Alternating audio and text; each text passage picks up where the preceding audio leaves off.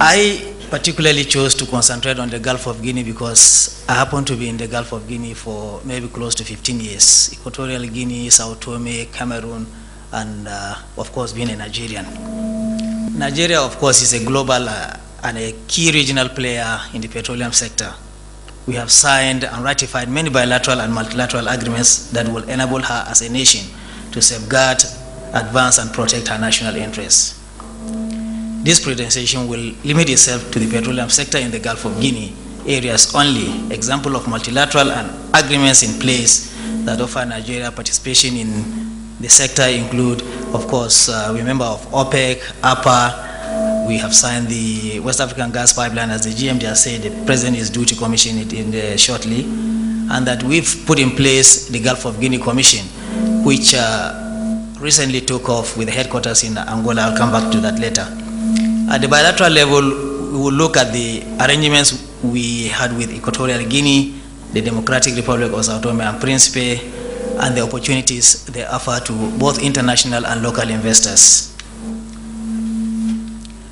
Nigeria, perhaps earlier than any other person, realized the importance of the Gulf of Guinea as a major source of energy.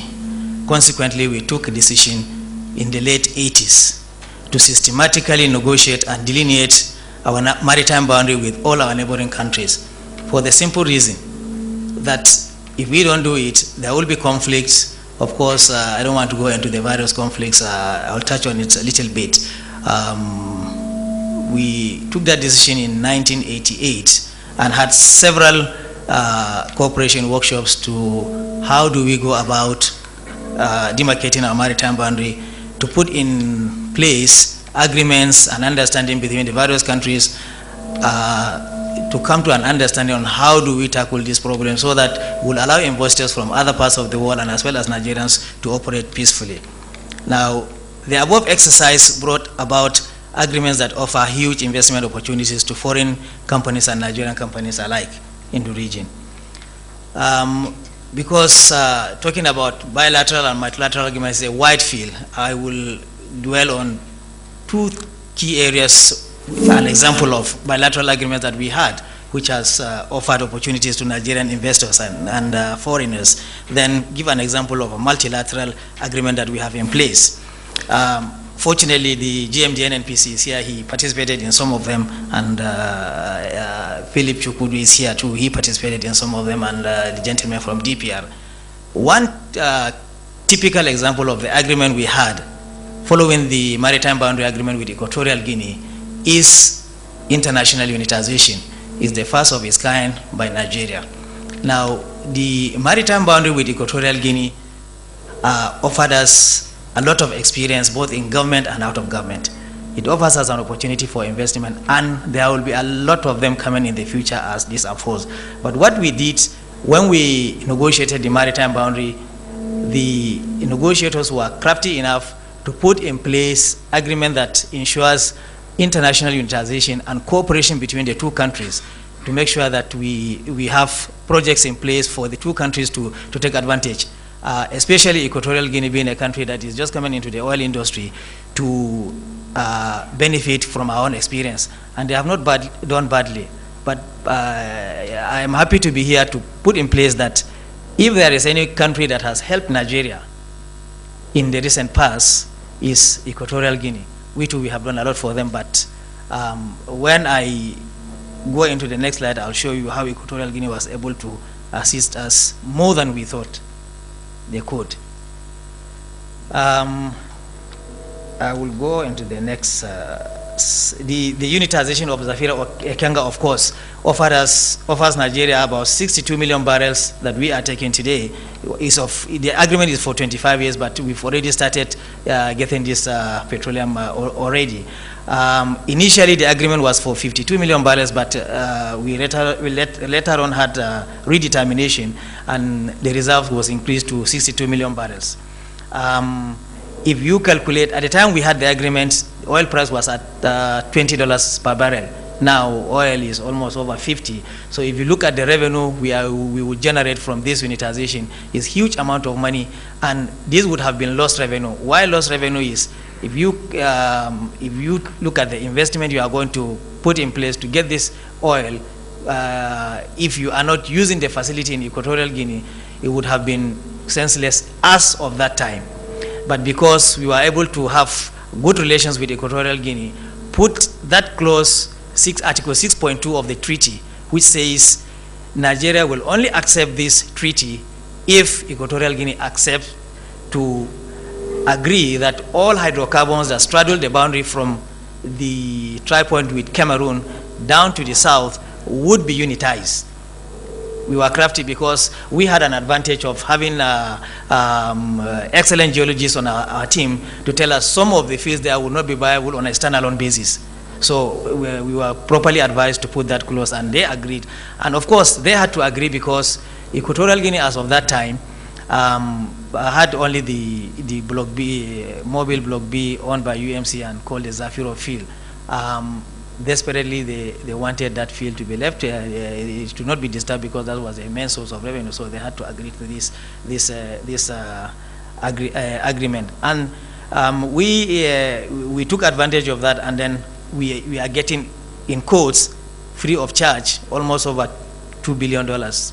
If they had not agreed, we wouldn't, and you can't invest. As of that time, the calculation was that you had to invest over $1 billion to get oil worth $570 million. Nobody knew oil would be $50 then. Let me explain on this. The other thing, let me hurriedly go through these lines. And I deliberately brought this map to show you how government has been working maybe since 1988 to put in the framework and the various agreements. Any of this line you see have maybe 2, 3, 4, 5 agreements to safeguard Nigeria's national interest. When I was talking about the Zafiro Ekanga, these points, do you have any?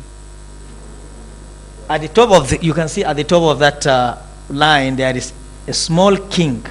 That is where the Zafiro Ekanga is. Now, the main strategic purpose, yeah. Okay. Where is? Where do you can see? I press the red. Yeah. Okay. This is the Zafiro Ekanga unitization place here. Now, along this line, up to here, if there is any hydrocarbon straddling the boundary, you have to unitize. Equatorial Guinea has accepted that, and we have ratified the treaty. We have deposited with the UN, so they cannot come back on it. But the strategic importance, which most people don't reckon here, of this maritime boundary, you will recall that at that time we were negotiating, we had a case with Cameroon at The Hague. So we had 3 problems. If we don't unitize, the court can say, well, we will have a corridor using the Bakassi frontage up to 200 nautical miles. The implication of that, which Dr. Iboga and Engineer Funsho Kupolokon said we have to get about 40 billion barrels reserve, is that we would have lost almost 5 to 10 billion barrels reserve if we didn't have this agreement in place.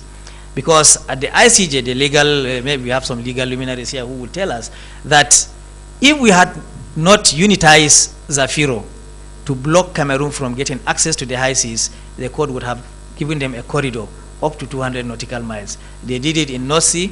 They did it in somewhere in Latin America. I think the North Sea is Norway and Germany agreement, and then there Honduras, Guatemala somewhere. So they would have done it and would have lost about maybe 5 to 10 billion barrels of reserve. So the negotiating team was crafty enough to say, look, we have to block this. Unfortunately, Equatorial Guinea, because we were friendly with them, they too, they had their problems. They said, okay, we are going to intervene on the side of Nigeria to make sure that we are an interested third party. And the court, because we are not party to the case, will not come and say, why are you there? So, by a way, Equatorial Guinea came to assist Nigeria in this way.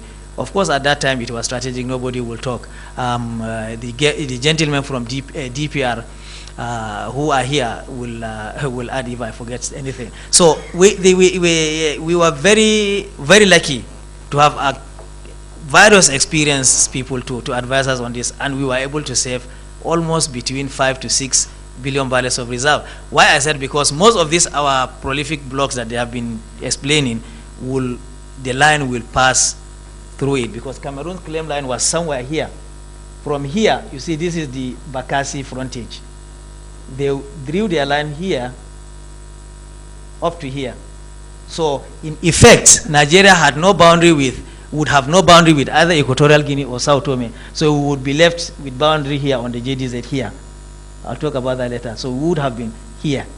So luckily enough, we were smart enough, and of course Nigeria had the infrastructure and to do it. So we were able to do this. Now, when you see this, let's see.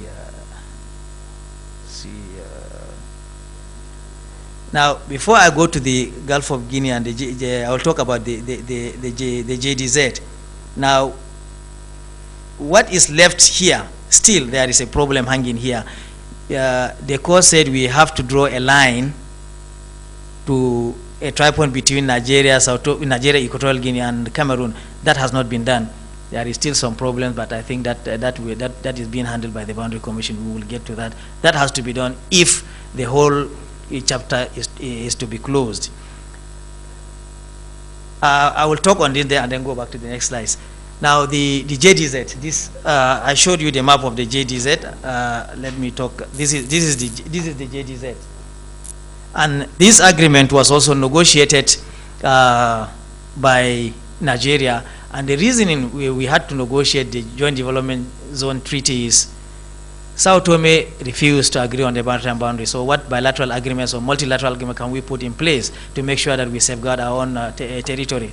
The tip end of the line I showed you there is almost 200 nautical miles. But the United Nations Convention of the Law of the Sea, UNCLOS, which is a multilateral agreement, and all of us are signatories to this multilateral agreement, gives us the latitude to claim whatever area we can generate from our own maritime frontage. So Nigeria, after about 2 years negotiating with Sao Tome, could not agree, so we came to this Joint Development Zone Agreement.